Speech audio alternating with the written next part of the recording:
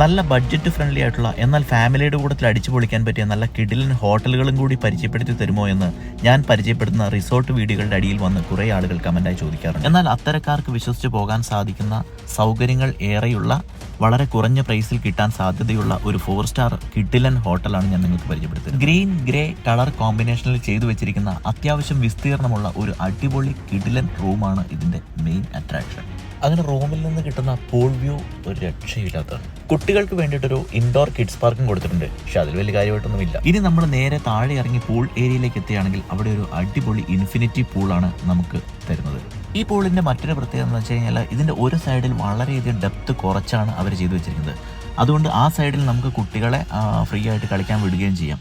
അതിന്റെ മറു സൈഡിലേക്ക് ഡെപ്ത് കൂട്ടിയാണ് വന്നിരിക്കുന്നത്. അപ്പോൾ ആ ഏരിയയിലേക്ക് കുട്ടികൾ പോകാതിരിക്കാൻ നമ്മൾ പ്രത്യേകം ശ്രദ്ധിച്ചാൽ മതി. അതുപോലെ ചിലർക്ക് ഇഷ്ടം പൂളിനേക്കാളും കൂടുതൽ ജാക്കൂസി കിടന്ന് കുളിക്കാനായിരിക്കും. അതിനാണെങ്കിൽ ഇവിടെ ഒരു അടിപൊളി ജാക്കൂസിയും ഉണ്ട് കേട്ടോ. ഇവരുടെ റെസ്റ്റോറൻറ്റും നല്ല വ്യത്യസ്തമായ ഒരു ആംബിയൻസിൽ ചെയ്തു വെച്ചിരിക്കുന്നതായിരുന്നു. അവിടുന്ന് നല്ല അടിപൊളി ഫുഡ് തന്നെയാണ് നമുക്ക് കിട്ടിയത്.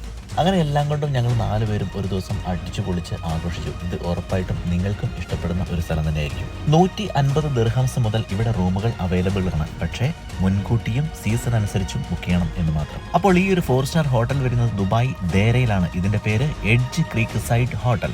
സാധാരണക്കാർക്കായി കുറഞ്ഞ നിരക്കിൽ ലഭിക്കുന്ന കിടിലൻ ഹോട്ടലുകളും റിസോർട്ടുകളും നമ്മുടെ ഈ പേജിലൂടെ ഇനിയും നമ്മൾ അപ്ലോഡ് ചെയ്തുകൊണ്ടേയിരിക്കും. ഇത്തരം വീഡിയോകൾ ഇഷ്ടപ്പെടുന്നവരാണ് നിങ്ങൾ എങ്കിൽ ഈ പേജ് ഒന്ന് ഫോളോ ചെയ്ത് വെച്ചേക്കുക. അതുപോലെ നിങ്ങളുടെ അഭിപ്രായങ്ങളും നിർദ്ദേശങ്ങളും കമന്റായി അറിയിക്കാൻ മറക്കരുത്. എന്നാൽ അടുത്ത സ്റ്റേക്കേഷൻ പോകാൻ നിങ്ങൾ നിങ്ങളുടെ പാർട്ട്ണറെ പറഞ്ഞ് മനസ്സിലാക്കി സെറ്റാക്കിക്കോ. ഞാൻ പോയിട്ട് മറ്റൊരു റിസോർട്ടിന്റെ വിശേഷവുമായി ഉടനെ വരാം.